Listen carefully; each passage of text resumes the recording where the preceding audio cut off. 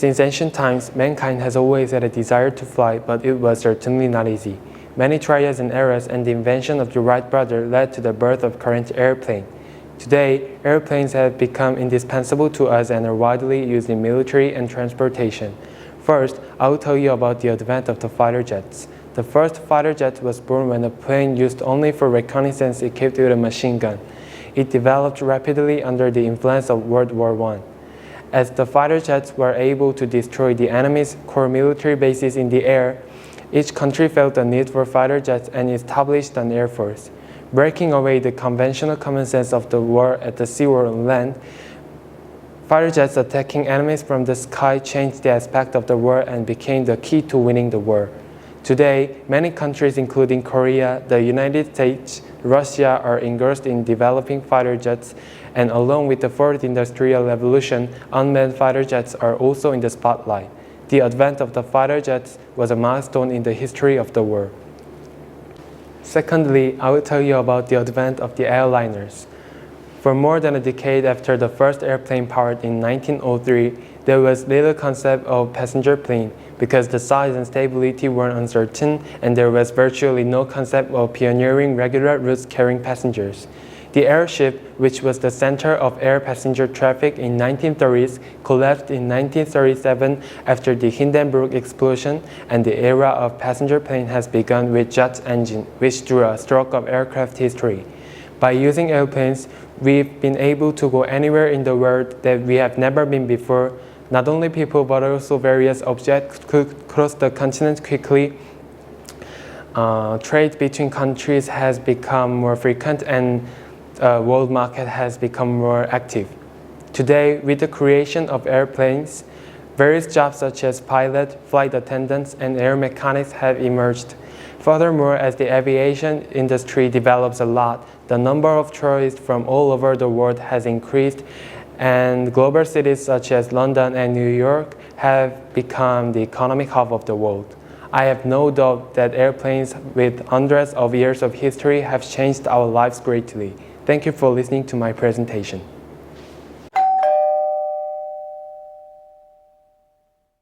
If you could go back to your past, when and where would you go? A regretful moment or your heydays? Most people probably want to go back to enjoyable moments. Of course, so do I. In my case, there are two times I want to go back. First, if I could go back to the past, I'd go when I was 2 years old. It was the year when my parents got divorced. I'd go there and I kept them from being divorced. I would ask my mother the reason why you left us, why you hurt my father, why you made our family distressed, and why you did so. Also, I would say that my family does not feel distressed anymore and you didn't need you anymore. Because she had left me, I didn't even know the existence of a mother until I was 9. Thus, I really want to ask her these questions. Although I could go back to the past, this situation may not change. However, I want to have even 1% hope and believe it. Secondly, I would go when I was 6 years old, because it's the age I first fought. Sometimes I think if I hadn't fought at this time, I would have fought at all since then. I knew the victims of me will never be comfortable. Thus, if I could go back to the past, I would protect them from my childhood. I chose to prevent a situation. When do you want to go back to the moment? A regretful or shining moment? It might be an opportunity to look back on your life. Thank you for listening.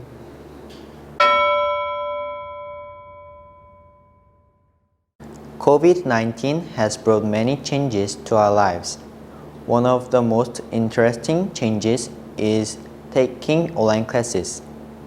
However, I firmly believe that taking online classes is not a good way for students to learn about the school subjects. There are two reasons why. First, taking online classes makes students use their computers or other electronic devices that prevent them from fully focusing on their classes. These days, we can do almost everything on the internet. We can shop the items, read ebooks, listen to music, and play games. That means students are surrounded by a number of obstacles and temptation that keeps them from focusing on online class only. I can assure you that electronic devices should not be used as the teaching tool, as I have already felt that negative effects on my first online class week. Second, there are so many doubts about the learning effectiveness of online classes. Generally, taking classes is considered as an interaction between teachers and students. Through the interaction, students can learn something from teachers by asking questions. By asking questions, they can reconfirm what they have arranged and modify what they have misunderstood. But when they take online classes, they cannot enjoy the fundamental privilege because it is one-way lecture. Lastly, the teachers who have charge of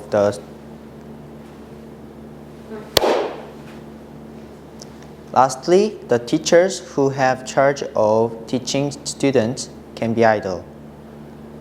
Some of them are just using EBS programs for their lectures. So this can make students idle too, because they may feel their teachers are not doing their best. Of course, I know we do not have alternatives, and it would be better than not having classes at all. If we cannot resolve the virus problem right away, I want to suggest the two-way lectures for all subjects. Through this way, students and teachers can have chance to communicate and interact with each other. I am convinced that the taking two-way lectures is the best way for now. Thank you for listening.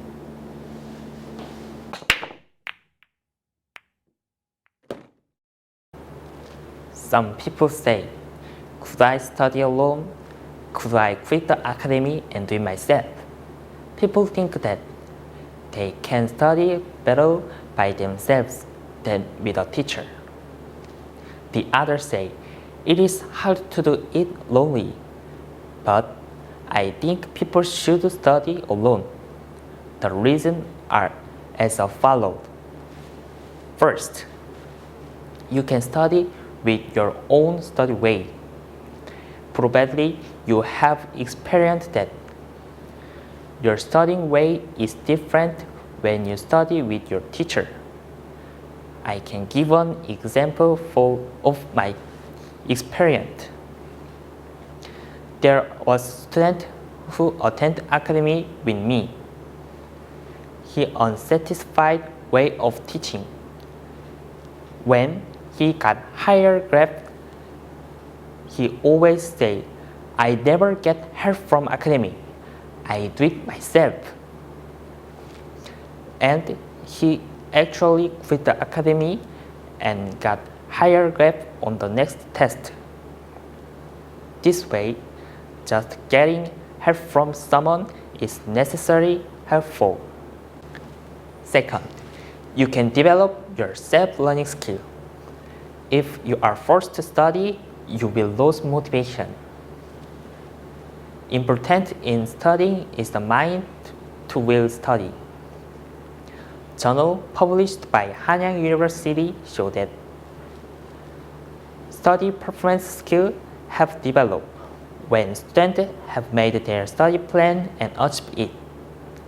As before, when you made your study plan and achieved it, your study can better and feel a sense of achievement. In conclusion, I think it is more efficient to study on your own than to get help from others.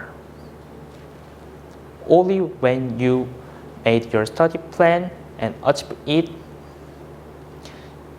your study is more efficiently.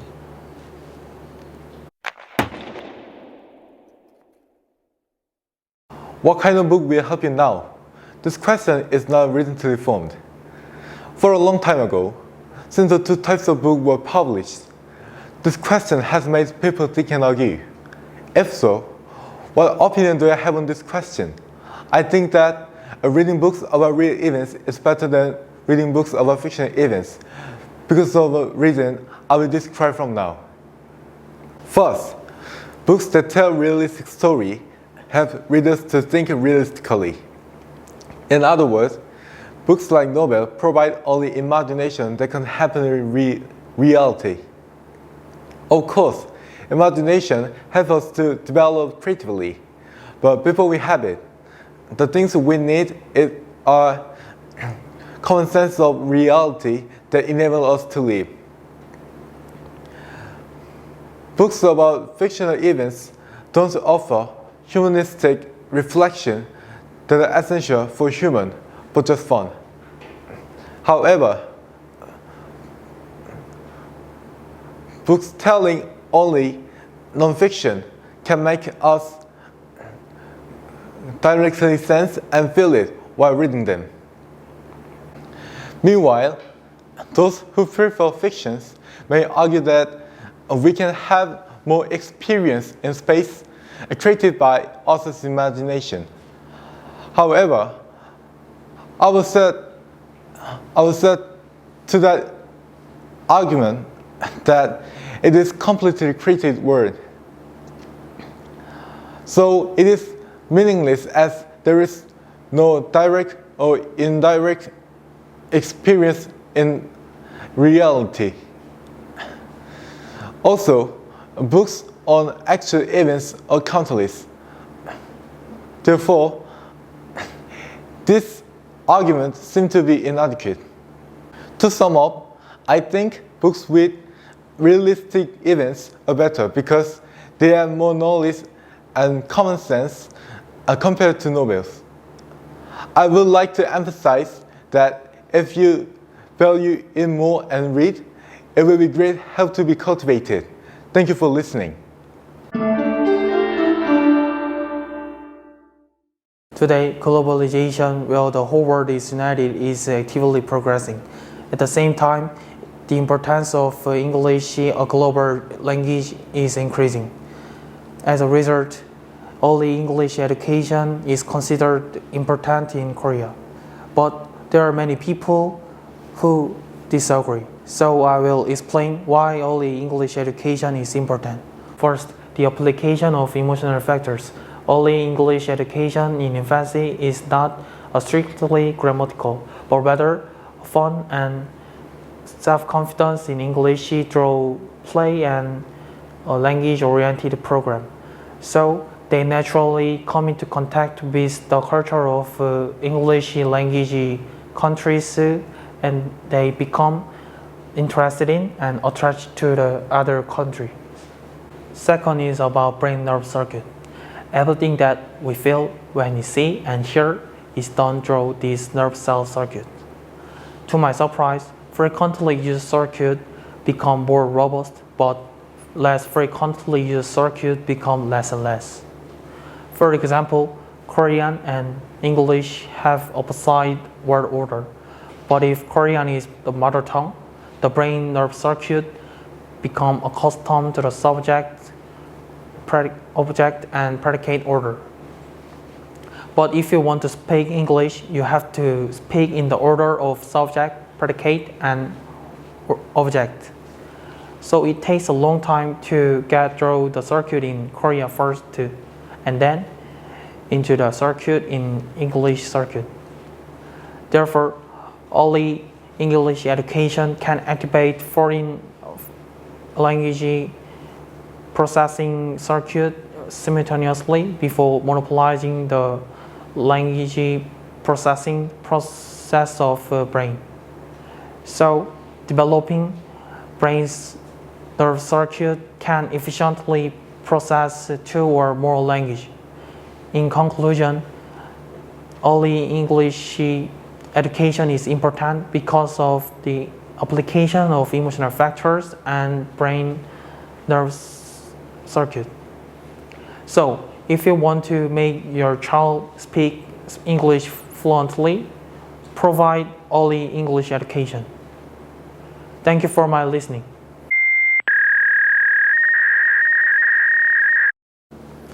What do you do when your ears tell you they are bored?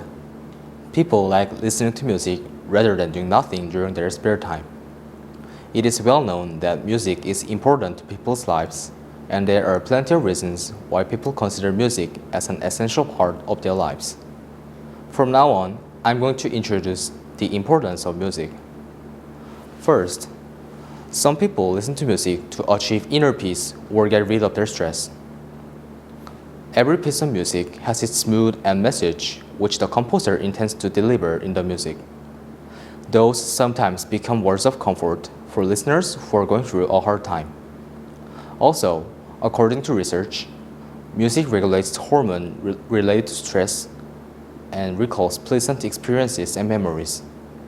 Thus, when we encounter some unwelcome circumstances, music provides energy for us to overcome difficulties thanks to these functions.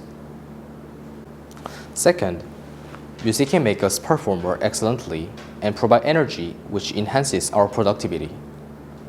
People can develop their cognitive ability, including understanding, problem-solving capability, and critical power by listening to music. Based on my experience listening to classical music of Mozart and Haydn, the capacity to solve tough problems in mathematics increased dramatically, and the rate of solving problems got much faster than I listened to music. Further on, music stimulates the five senses, which raise extraordinary memory, concentration, and synthetic thinking ability that lead to advanced performance. Moreover, scientists prove that qualitative music strengthens our immune system to promote health and results in a better consequence. Briefly, there are several benefits we can get from listening to music, and hardly do its disadvantages exist. In my case, orchestra activities help me to improve cooperation and consideration, so it can be said that music gave me those virtues. Having not been for music, my life would be so painful as if I were in a prison that didn't have an exit. Therefore, music is important to many people, and it is necessary to place music near them for their lifetime. Thank you for listening.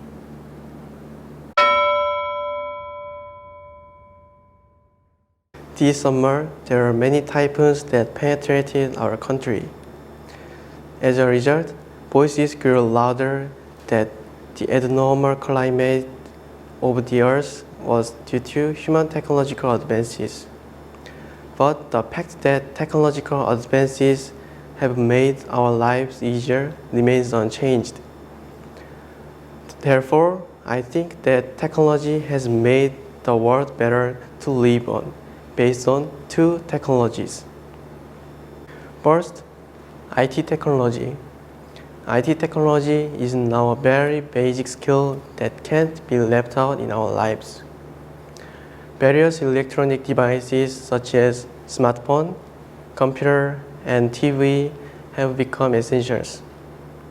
And Wi-Fi and communication network construction have developed so I can find the information that I want right away, anytime, anywhere, and easily contact anyone far away.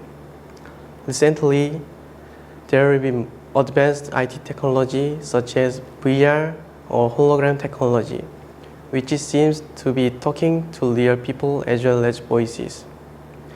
Still, won't you use this technology? Second, biotechnology. An example of biotechnology, let's find out a robot called Da Vinci. Da Vinci is a surgical robot that can perform more sophisticated surgery on behalf of humans. This further increased the success rate of surgery and reduced the scars of surgery. This development of medical devices is a great extension of human life. It is now a indispensable technology. There are more technologies in our lives than these, and these skills have the potential to make our lives happier. I think the human ability to handle these skills is a privilege. Thank you for listening.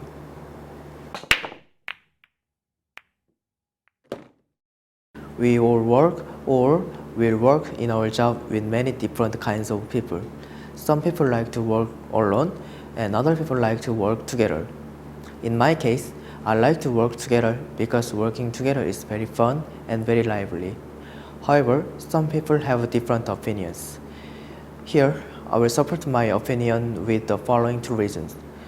First, we should work together because working together is sharing. We can share ideas and experience and create better things. Second, I will talk about the opponents. They say they work alone because the biggest joy of working alone is that they can live their own rhythms instead of sharing others. When office workers have to protect their office, working alone keeps the patience and concentration. Each has its own merits, but I think it's good to work together. Thank you for listening.